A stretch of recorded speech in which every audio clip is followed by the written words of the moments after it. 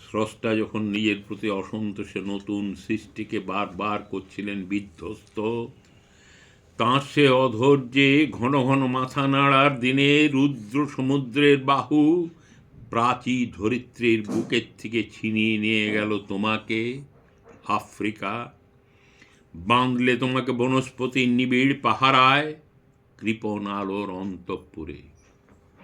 সেখানে নিভৃত অবকাশে তুমি সংগ্রহ করছিলে দুর্গমের রহস্য, চিনছিলে জল স্থল আকাশে দুর্বোধ সংকেত, প্রকৃতির দৃষ্টি অতীত জাদু মন্ত্র জাগাচ্ছিল তোমার চেতনাতীত মনে। বিদ্রুপ করছিলে ভীষণকে বিরূপের ছদ্মবেশে, শঙ্কাকে চাচ্ছিলে হার মানাতে, আপনাকে উগ্র করে বিভীষিকার প্রচণ্ড মহিমায় তাণ্ডবের দুন্দুবিনী নাদে। হায় ছায়াবৃতা, কালো ঘুমটার নিচে অপরিচিত ছিল তোমার মানব রূপ উপেক্ষার আবিল দৃষ্টিতে। এলোরা লোহার হাতকড়ি নিয়ে নখ যাদের তীক্ষ্ণ তোমার নেকড়ের চেয়ে, এলো মানুষ ধরার দল গর্বে যার অন্ধ তোমার সূর্যহারা অরণ্যের চেয়ে।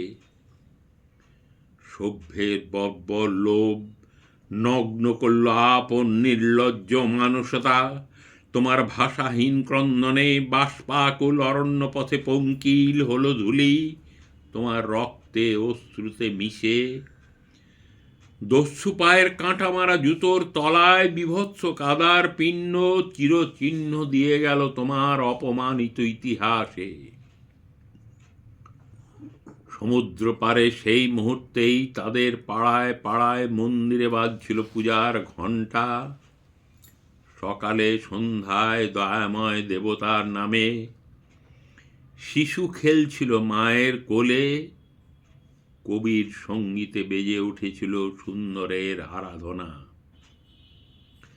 আজ যখন পশ্চিম দিগন্তে প্রদোষকাল ঝঞ্ঝা বাতাসের রুদ্ধশ্বাস, যখন গুপ্ত গহ্বর থেকে পশুরা বেরিয়ে এলো, অশুভ ধ্বনিতে ঘোষণা করল দিনের অন্তিম কাল, এসো যুগান্তের কবি, আসন্ন সন্ধ্যার শেষ রশ্মিপাতে দাঁড়াও ওই মান হারা মানবীর দ্বারে। বলো ক্ষমা করো, হিংস্র পলাপের মধ্যে সেই হোক তোমার সভ্যতার শেষ পুণ্যবাণী।